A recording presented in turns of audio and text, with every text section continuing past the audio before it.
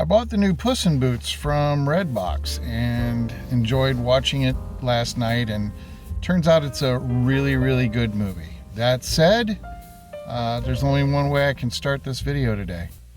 Hola a todos. Envíame algunos discos de vinilo, if you dare.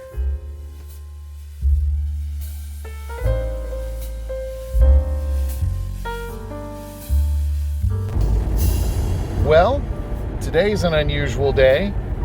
It's nice and cool and overcast and comfortable, which is not an everyday occurrence in South Florida. Also not an everyday occurrence in South Florida is running into an opportunity to go pick up some free records.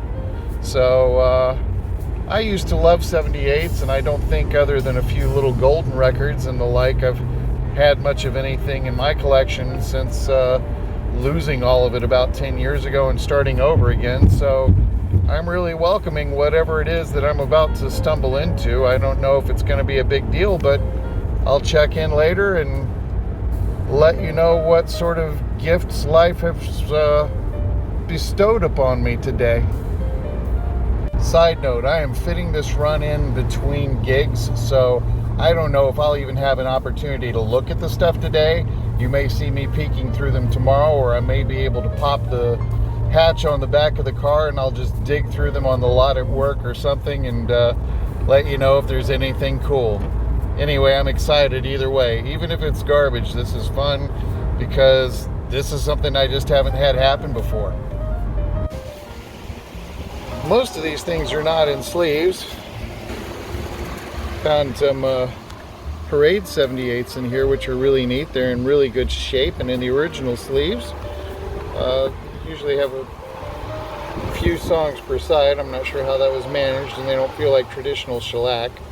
So these were still 78 RPM, but they were a little bit later in the game for the speed. First thing I saw on top here was an Edison. It's not in good shape, and they're nothing special really.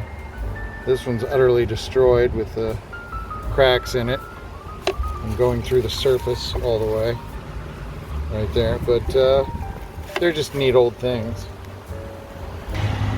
Just glancing through the top here, it looks like there's a lot of really cool swing and stuff in here, some sort of off-the-wall labels, but I think I'm probably going to buy some sleeves online before I dig any deeper into it. 5 days later. Barely scratching the surface and realized I should probably be filming this. I found a few neat things already. Some nice jazz, basically. A little Woody Herman here. These are all pretty minty. J.P. Morgan, you remember the lady that had a tendency to be a little bit of a exhibitionist on the Gong Show. That is not wanting to focus in here. There we go. That's kind of cool. Claude Cloud and his thunderclaps. And this one's downright a treasure. We got a prestige label, King Pleasure, with Betty Carter, red top. Flip side of that is Jumpin' with Symphony Sid. Forgot what was on this dot label, but it's vintage. The Hilltoppers. Goodness. It's raining again, and it's got the pup flipping out. Bobby Sherwood. And this is a circa 1920 or so one-sider of John McCormick. Not engraved or anything, but it's still kind of neat, just it's so old and it looks pretty new, like it's been untouched. Predating soundtracks, because they didn't really do soundtracks, they did performances of songs from soundtracks redone for the studio. This is pretty cool though. This is a little different than anything I've seen for 78s. There's only a pair, so it's in a neat little gatefold. And it seems to be in really good shape. Yeah, some of this stuff is beat up, but just an example here, look at that. These records are pretty, some of them. They look like Really, really nice shape. Here we go.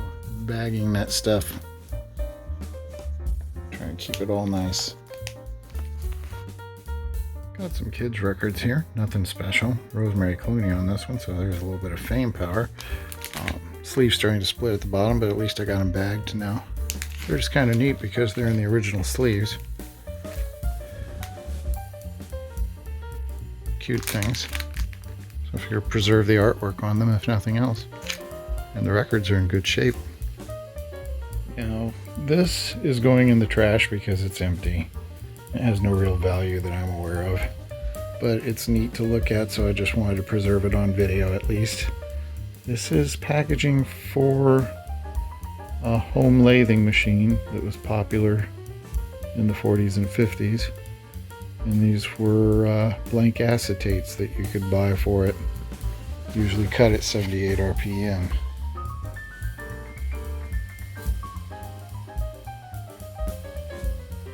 I want to make sure that this text is captured somewhere. I'll take some photos of it too.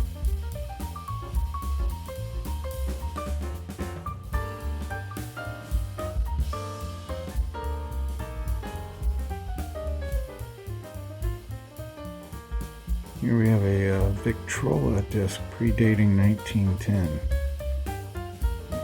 Actually has a sticker from the store that sold it in New York. Cooler than that, it's a one-sider, and this is an etched. Not a pretty thing. It just needs to be cleaned a little bit. It's got some fingerprints, but other than that, it's really nice.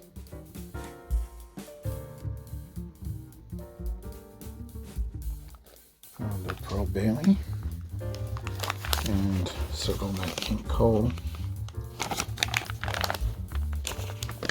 Joe Finger's car. Labels are upside down.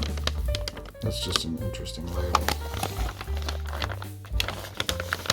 And then that King Cole side.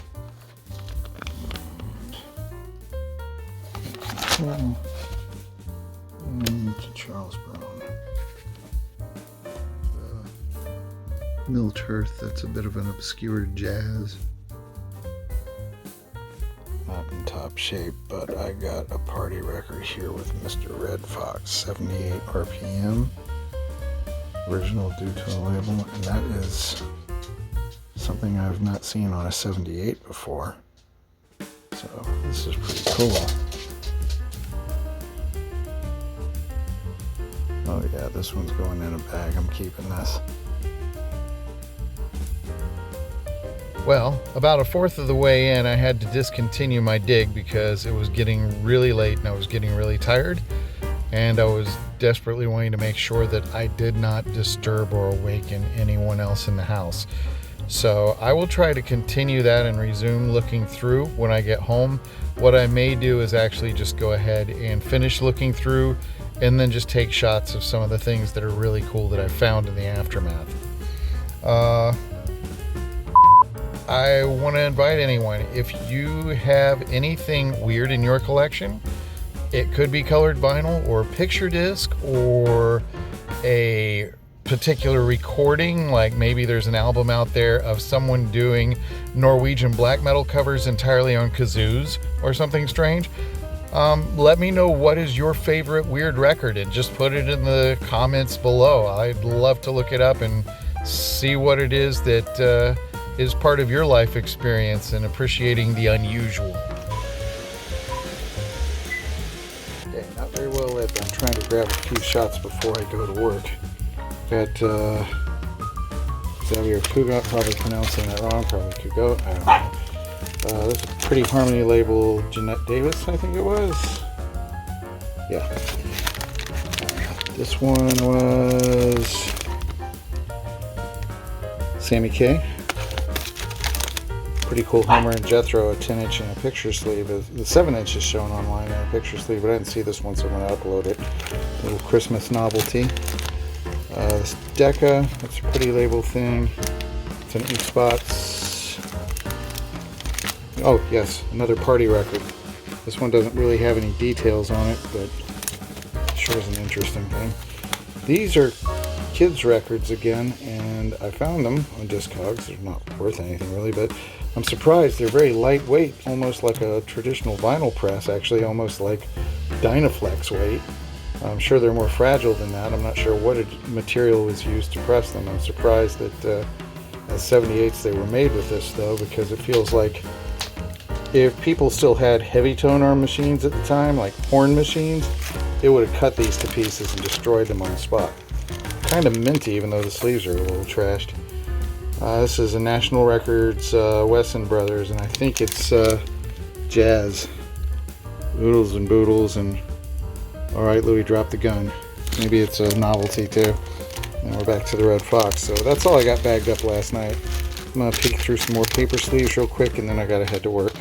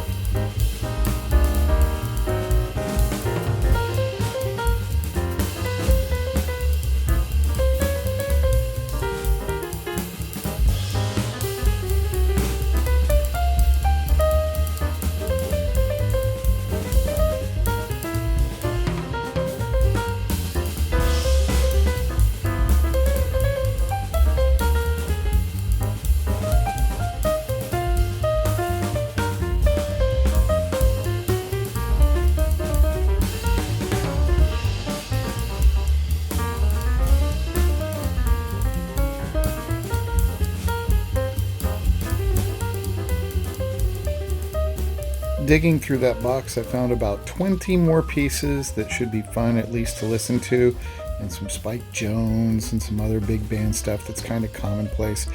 But one really cool thing turned up in the very end of it all.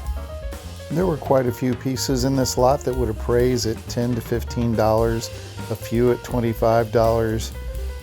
Most of it was just fun stuff to play with. A lot of it wound up being discarded because it was just absolutely destroyed or really was completely uninteresting. But this one record has turned up, this Savoy label by Napoleon Brown was his full name, and it appraises for between $100 and $300. So I guess in the end the gods of records did smile upon me, and I recommend anytime that you find out that someone is wanting to discard a big box of records, go at least check it out, because something they may think is nothing more than landfill may be much more than that. That's it for this episode of Weird Spins. Thanks for hanging out with me, and please like and subscribe, and see you next time.